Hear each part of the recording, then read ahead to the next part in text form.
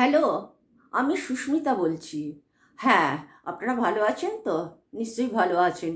আশা করছি ঈশ্বর যেন ভালো রাখে সবাইকে, সেটাই আমার ঈশ্বরের কাছে ভীষণভাবে প্রার্থনা। যাই হোক, আজকে একটা নতুন টপিকের উপর কথা বলছি। হ্যাঁ, এটা অবশ্য সত্যি যে আমরা যখন কোনো ভিডিও করতে যাব, আমরা ভিডিও না দেখে বা নিউজ না শুনে বা নিউজ পেপার না পড়ে তো আমরা কখনো ভিডিওটা করতে পারি না। কেননা ঘটনাটা তো আমরা স্পটে গিয়ে দেখতে পাচ্ছি না, ঘটনাগুলো দেখতে পাচ্ছি শুধুমাত্র যারা জার্নালিস্ট তারাই এবং যারা ভিডিও করছে ভিডিওগ্রাফাররাই শুধু দেখতে পায়। আমরা কি করছি, আমরা বিভিন্ন চ্যানেলের মধ্য দিয়ে সব সব খবরাখবর আমরা নিচ্ছি, খবরাখবর আমরা জানতে পারছি। সেই সূত্রে আমি এই ভিডিওটা রেখেছি। আমি যেটা দেখছি যে আজ 26,000 শিক্ষক বাতিল, চাকরি বাতিল হওয়া শিক্ষকরা যেই জায়গাতে পৌঁছিয়েছে, খুবই কষ্টদায়ক, খুবই দুঃখজনক। এমনকি পরিস্থিতি যেটা দাঁড়াচ্ছে, খুব বিশৃঙ্খলতা আবার তৈরি হয়ে যাচ্ছে। তাছাড়া আবার বিভিন্ন রকম সমস্যা এসে আমাদের রাজ্যে উপস্থিত হচ্ছে, যে কারণে আমাদের স্বাভাবিক জীবনযাত্রা থেকে আমরা অনেকটা দূরে হয়ে যাচ্ছি। এবং সেটার জন্য তো আমাদের তো কিছুটা দায়বদ্ধতা আছে জনগণ হিসেবে। এবং সবচেয়ে বড় জিনিস হচ্ছে, আপনারা শিক্ষক শিক্ষিকা, এবং 6 মাস 8 মাস আগেও ঠিক এই একই পরিস্থিতি দাঁড়িয়েছিল একজন অভয়া ডাক্তারের মৃত্যুতে। এবং সেটাও মানে অত্যাধিক খারাপ পরিস্থিতি, খুবই দুঃখজনক সবটাই। তা যাই হোক, এর পরিপ্রেক্ষিতে আমি কিছু কথা আপনাদের বলতে চাইছি। হ্যাঁ, খুবই দুঃখ যে আপনারা মানে যোগ্য অযোগ্য সব মিলে 26,000 টিচার বাতিল হয়ে গেছেন চাকরি থেকে। কেউ কেউ খুব কষ্ট পাচ্ছেন অর্থনৈতিক, কেউ কেউ মানসিক কষ্ট পাচ্ছেন, বিভিন্ন রকম মানুষের কষ্ট যার হয় সে বোঝে। আমরা অতটা হয়তো অ্যানালাইসিস করতে পারবো না বা করা সম্ভব নয়, কিন্তু তবুও কিছু কিছু ক্ষেত্রে আমরা ফিল করতে পারি। আমরাও তো একজন বাড়ির সদস্য, আমরা তো একদিন এরকম চাকরি করে পয়সা রোজগার করেছি, আমরাও বিভিন্ন রকম সমস্যার সম্মুখীন হয়েছি। সেই হিসেবে আমি একটা কথাই আপনাদের কাছে বলবো যে যারা যোগ্য তারা কখনো এটা মনে করবেন না যে আমরা যোগ্য, অযোগ্যদের কেন চাকরি হবে। আবার অযোগ্যদেরও বলবো, অযোগ্য কাকে বলছে আমি জানি না, সেটা হয়তো তারা চাকরি চাকরিগুলো পেয়েছে পয়সা, টাকা পয়সা দিয়ে, গভর্নমেন্টকে টাকা পয়সা দিয়ে চাকরি পেয়েছে, এরকমই কানে আসছে কথাগুলো। এবং আমি বলবো সে তারা তো অন্যায় করেছে, এবং অন্যায়টা যে করেছে তারা খুব ক্যাজুয়ালি সেই অন্যায়টাকে গ্রহণ করেছিল। তারা বোঝেনি যে পরিস্থিতি এটা দাঁড়াবে। তার কারণটা হচ্ছে শুধুমাত্র আমাদের পশ্চিমবঙ্গে কিন্তু এই পরিস্থিতি না, চাকরির ক্ষেত্রে পরিস্থিতি এর থেকেও হায়ার লেভেলে। এটা আমার প্র্যাকটিক্যাল এক্সপেরিয়েন্স। হ্যাঁ, কাউকে আমি জিজ্ঞাসা করেছিলাম, হ্যাঁ গো তুমি চাকরি কি গভর্নমেন্টের চেষ্টা করছো, অমুক জায়গাতে চেষ্টা করছো? তখন সে বলল, না আন্টি, কোথার থেকে হবে, ওসব জায়গায় তো টাকা পয়সা দিতে হয়, টাকা পয়সা ছাড়া ওখানে চাকরি হবে না। এবার আপনি বলুন, ও সে মেয়েটিও খুব ক্যাজুয়ালি বলেছে, তার মানেটা কি? সব জায়গাতেই কিন্তু এগুলো হচ্ছে। কিন্তু আমাদের রাজ্যে কি হয়েছে, আমরা বলি না ঘরের শত্রু বিভীষণ, সেই পরিস্থিতি আমাদেরকে দাঁড় করিয়েছে আমাদের বাঙালি সমাজই আমাদেরকে এই জায়গায় দাঁড় করিয়ে দিয়েছে। এবং যারা অযোগ্য তারা তো অবশ্যই অন্যায় করেছে, এবং যারা টাকা নিয়ে চাকরি দিয়েছে তাদের সম্পর্কে তো আমার বলার কিছু নেই। তার কারণটা হচ্ছে সে যে কত বড় পাপ করেছে এত বড় একটা জায়গায় থেকে, আর ভগবান তাকে তো পানিশমেন্ট দিচ্ছেই, এবং আমাদের সরকারও তাকে সরিয়ে দিয়েছে। সেখানটাও আপনাদের বোঝা দরকার। হ্যাঁ, এখন আরও কিছু MA MSc BEd করা ছেলে মেয়েরা বলছে আজ অযোগ্যদের জন্যই তো আজ আমরা চাকরি পাইনি। এটা কি ধরনের কথা? এটা কি ধরনের কথা? এটা আমি বুঝতে পারি না, আমার মাথাতে এই জিনিসটা আসছে না। অযোগ্যদের জন্য আমরা চাকরি পাচ্ছি না মানে আপনি গভর্নমেন্ট জব না পেতে পারেন, কিন্তু আপনার তো প্রাইভেট জব তো পুরোপুরি খোলা আছে আপনার যোগ্যতা বেসিসে, এবং খুব ভালো অ্যামাউন্টের মানি মানে স্যালারি নিয়ে আপনি চাকরি করতে পারবেন। এমনকি ইভেন মানে আপনার সবচেয়ে বড় ওপেন আছে যেটা, সেটা হলো আপনি যেহেতু প্রাইভেট চাকরি করছেন সেই জন্য আপনি প্রচুর টিউশনি করতে পারবেন। মানে বরঞ্চ একজন গভর্নমেন্ট জবের থেকে প্রাইভেটের মানে অনেক বেশি, সেটা আমার ম্যাটার না। ম্যাটারটা হচ্ছে আমাদের জীবিকা যাতে ঠিক থাকে, আমরা সেটাকে রক্ষণাবেক্ষণ করার জন্যই আমরাও সাধারণ মানুষ, মাতৃতুল্য মানুষরাও আমরা খুব ক্ষুব্ধ হয়ে উঠেছি। এইটার জন্য আমার খুবই কষ্ট হচ্ছে আপনাদের জন্য, কেননা আজ এই 18,000 টিচারের সাথে মিনিমাম 5 জন করে বা 6 জন করে বা 7 জন করে সদস্য, পরিবারের সদস্য ইনক্লুড রয়েছে। তার থেকেও বড় কথা হচ্ছে আপনারা এমন একটা প্রফেশনে গেছেন যে শিশুদের বা বাচ্চাদের বা স্টুডেন্টদের বেসিক তৈরি করছেন। আপনি চিন্তা করতে পারছেন যে আপনাদের ভূমিকাটা কতটা বড়? হ্যাঁ, বিশাল বড় একটা ভূমিকায় আপনারা রয়েছেন। এখন সেই জায়গাটাকে যদি আমাদের সমাজ, আমাদের কি বলবো, পলিটিক্যাল বা রাজনৈতিক সমাজ যদি এইভাবে ক্ষুণ্ণ করে দেয়, এর থেকে দুঃখের কিছু হতে পারে? আমি আগেই একটা কথা বলেছিলাম কাউকে, যে ঘরের শত্রু বিভীষণ। আমাদের বাংলার মধ্যে দেখেছি বাঙালির ভালোটা চায় না, কিন্তু কেন? বলছে যে দুর্নীতি। ঠিক আছে, দুর্নীতি মানছি, দুর্নীতি হচ্ছে মানছি, আমি সেটাও মানছি দুর্নীতি হচ্ছে, তার জন্য তো অ্যাকশন নেওয়া হচ্ছে।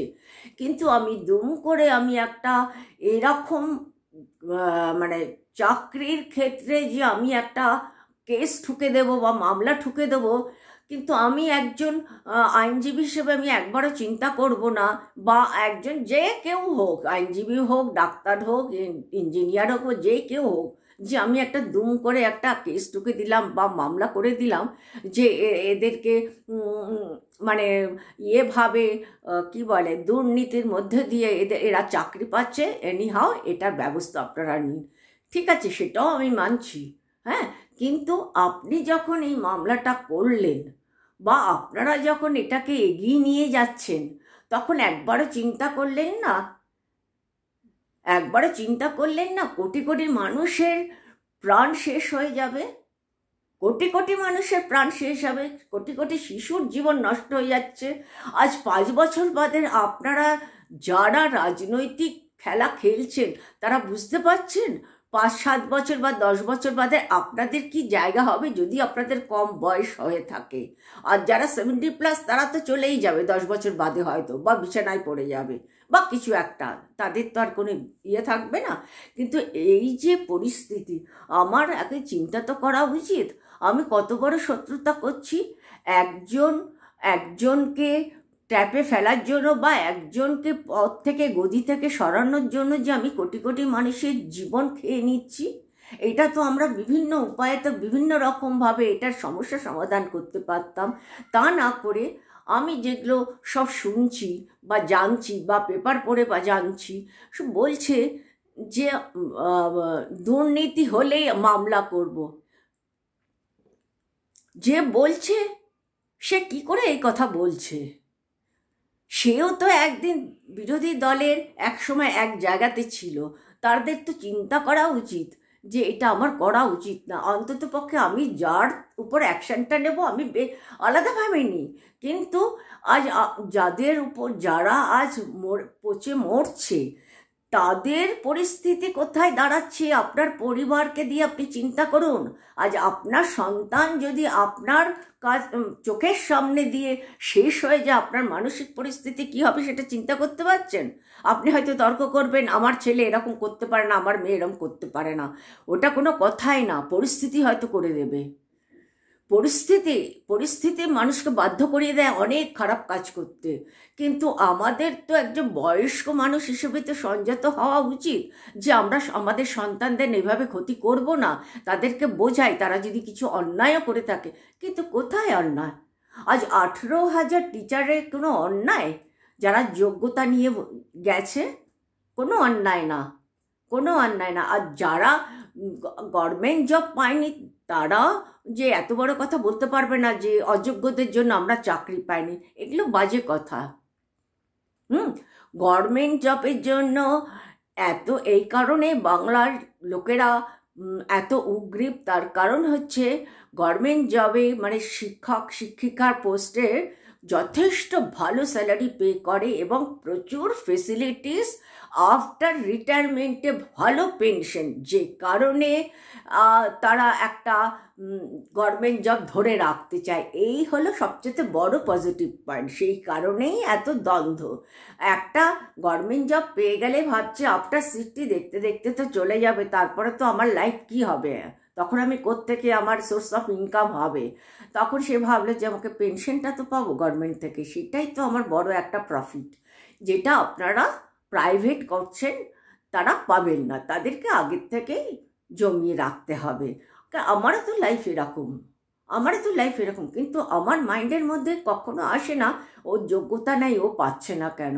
হ্যাঁ, কিছু কিছু পরিস্থিতিতে আমি এত বড় কথা বলতে পারি, সেটা ডিপেন্ড করছে পরিস্থিতিতে, সেটা এখন বলা যাবে না। কিন্তু আমার একটাই কথা, যেটা সবচেয়ে গুরুত্বপূর্ণ সব টিচারদের কাছে, কেউ কেউ এখানে এই 26,000 টিচারের মধ্যে কেউ কেউ পার্টি করে, পার্টিতে যুক্ত, পার্টি বলতে রাজনীতিতে যুক্ত আছে। কেউ হয়তো চাকরি করে টিচিং করে সিপিএম করছে, কেউ টিচিং করে কংগ্রেস করছে, কেউ টিচিং করে তৃণমূল কংগ্রেস করছে, বা কেউ টিচিং করে বিজেপি করছে, বা কেউ টিচিং করে আর কোনো দল আছে কিনা আমি জানি না, অনেক দল আছে ইয়ে করছে, রাজনীতি করছে, এরা সব বিভিন্ন বিভিন্ন দলের মধ্যে রাজনীতি করছে। কিন্তু আপনাদেরকেও আমি এই এক কথাই বলছি, এখন বর্তমানে দল নির্বিশেষে একসঙ্গে জড়ো হয়ে আপনারা খুব মার্জিত হন, যেটা আমাদের সরকার বারবারই রিপিট করেছে। সবচেয়ে বড় ভরসা যখন আপনাদের সরকার দিয়েছে, আমি যেভাবেই হোক, আমি মরে গেলেও তোমাদেরকে, আমি জেলে ঢুকলেও তোমাদেরকে আমি চাকরি দিয়ে ছাড়বো, এত বড় ভরসাটাকে আপনারা রাজনীতি ঢুকিয়ে, মানে কি বলবো, ষড়যন্ত্র ঢুকিয়ে, কূটনীতি ঢুকিয়ে কেন এতটা স্প্রেড করছেন? আবার কি বেশিরভাগ টিচার আছে যাদেরকে বাধ্য করা হচ্ছে যে অনশন করতে বা মিছিল করতে বা আন্দোলন করতে। আপনারা এগুলো বন্ধ করুন, আপনাদের প্রফেশনটা দেখুন। কি একটা ডাক্তার যখন এরকম করে কতটা নিচু স্তরে নেমে যায় সেটা আপনি বুঝতে পারছেন না। ঠিক তেমনি একটা টিচার বা এই 26,000 টিচারের মধ্যে যদি কিছু টিচারও যে দলীয় মানসিকতা নিয়ে এইসবভাবে দলের সিনিয়রদের প্ররোচনায় এসবগুলো করে, সেগুলো বন্ধ করার চেষ্টা করুন। আগে দেখুন আপনার পরিবার। যদি আপনি মনে করেন যে না আমার পরিবার নেই, আমি পরিবারকে দেখব না, আই ডোন্ট কেয়ার এনিবডি, আমার রাজনীতিটাই মুখ্য, that is separate matter, I can not tell anything about that. But কিন্তু আপনারা একসঙ্গে হন। সবচেয়ে বড় কথা হলো আমাদের বাংলার যেটা সবচেয়ে মুখ্য কথা, বাংলার মধ্যে বাঙালিদের মধ্যে ভীষণ অভাব একতার। আমি আমার বন্ধুর সঙ্গে হিংসে করছি, আমি আমার প্রতিবেশীর সঙ্গে হিংসে করছি, কেন করব? আমি যদি পারি তাকে অনুসরণ করে কিছুটা এগোনোর চেষ্টা করব, কিন্তু অনুকরণ করব না। অনুকরণ মানেই একটা ওভারটেক করার টেন্ডেন্সি, সেটাতে আমি সাকসেসফুল হতে পারবো না। সেই সূত্রে আমি একটা কথাই বলছি, আপনারা নির্দলীয় চিন্তাধারা নিয়ে এসবগুলো বন্ধ করুন। সবচেয়ে বল ভরসা আপনাকে দিয়েছে সরকার, সেটা কত বড় মুখ্য আপনি জানেন না, আজ বুঝতে পারছেন না।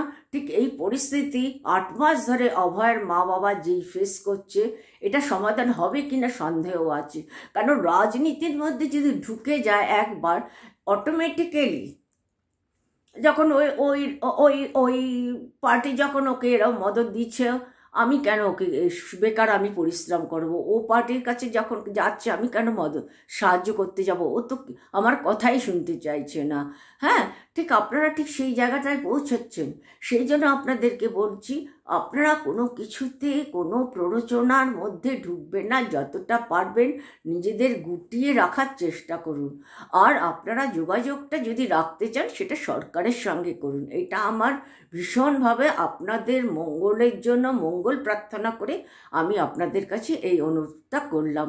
এবারে আমি আশা করি আপনারা বুঝবেন, আপনারা শুনবেন, এটাই আমার আপনাদের কাছে প্রাপ্য। হ্যাঁ, তাহলে আপনারা যদি চাকরি পেয়ে যান উইদিন 3 মান্থস, তাহলে আমার মনে হয় আমার মতন কত মায়েরা খুশি হবে আপনি বুঝতে পারছেন না, কতটা মায়েরা খুশি হবে। আর সন্তানগুলি যেগুলোকে আপনারা হাতে ধরে শিক্ষা দিচ্ছেন তাদের শিক্ষার জায়গাটা অন্তত খারাপ করবে না, পলিটিক্যাল চিন্তাধারাটা মাথায় রেখে। এটা আমার অনুরোধ। ওদেরকে সুষ্ঠু জীবন দিন, ওদেরকে সুষ্ঠু জীবন দিন। আপনার সন্তানকেও আপনি এরকম গভর্নমেন্ট স্কুলে পড়ান, দেখবেন তখন আপনার মানসিকতা চেঞ্জ হয়ে যাবে।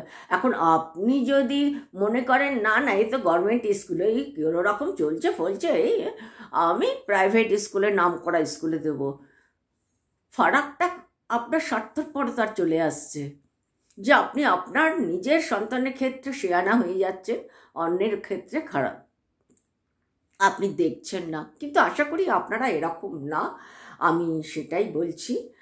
ওকে, আজ আমি হয়তো একজন সিনিয়র হিসেবে উপদেশ দিলাম, আপনারা যদি গ্রহণ করেন আমার মনে হয় সারা বাংলার লোকেরা খুশি হবে।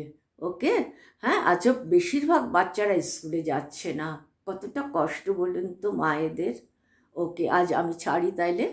ওকে, ভালো থাকবেন আপনারা। ওকে।